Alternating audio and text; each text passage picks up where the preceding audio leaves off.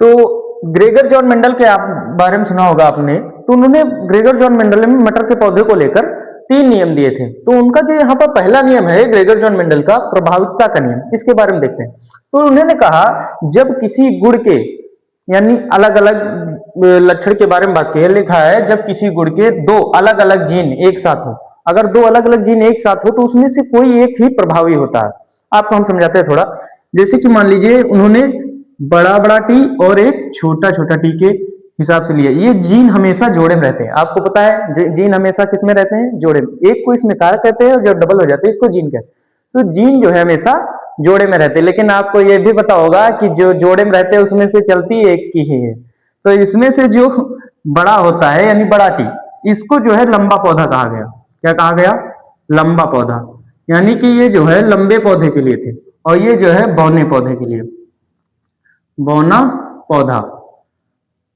तो जब इसके दोनों जीन होते हैं, वो जब दोनों छोटे छोटे होते हैं, कहने का मतलब ये शुद्ध बौना है। इससे उत्पन्न वाले जितने भी पौधे होंगे वो सारे जो है बौने होंगे। और ये जब दोनों बड़े बड़े टी होते हैं, इसका मतलब है ये शुद्ध लंबा है। लेकिन इसमें से कोई एक डोमिनेंट होता है। डोमिनेंट मतलब कोई अपना प्रभाव प्रदर्शित करता है। जैसे इसमें से अगर हम मिलाते हैं तो एक बड़ा वाला टी एक छोटा वाला टी इधर से ये जो है मिलता है, फिर इधर से जो है एक बड़ा वाला टी और इधर से दूसरा छोटा वाला टी, और फिर इधर से इस बार दूसरा बड़ा वाला टी और पहला छोटा वाला टी, और फिर इधर से पहला दूसरा वाला टी और इधर से भी दूसरा वाला, यानी बड़ा टी और बड़ा टी। इसमें आपको देखने को मिला है कि जो ये F1 पीढ़ी है, F1 पीढ़ी, उसमें सारे जो पहला मिला है वो सारे बड़ा वाला टी, यानी कि सारे क्या होंगे? पौधे लंबे सारे पौधे होंगे। तो इससे क्या पता चलता है? इससे यह पता चलता है कि जो लंबा पौधा है वो अपना प्रभाव प्रदर्शित करता है, अपना प्रभाव प्रदर्शित करता है। यानी इन जोड़ों में से जो लंबा पौधा है वो अपना प्रभाव प्रदर्शित करता है, तथा जो पौधे हैं वो सारे क्या होंगे?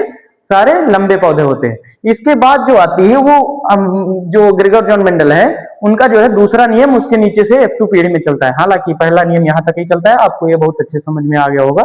इसमें से जो इसके बाद वाला जो दूसरा टी है, कहने का मतलब है छोटा वाला टी, तो वो जो है बौना पौधा है। लेकिन जब बड़ा टी आ जाता है तो छोटे वाले टी का कोई मतलब नहीं होता है ना? जैसे कि आपकी मम्मी जहां पर आ जाती है फिर पापा कोई मतलब नहीं होता है, तो मम्मी का जो है ज्यादा चलता है। तो इसलिए जो यहाँ पर बड़ा टी है उसी तरह जो है बड़े टी का ज्यादा चलता है।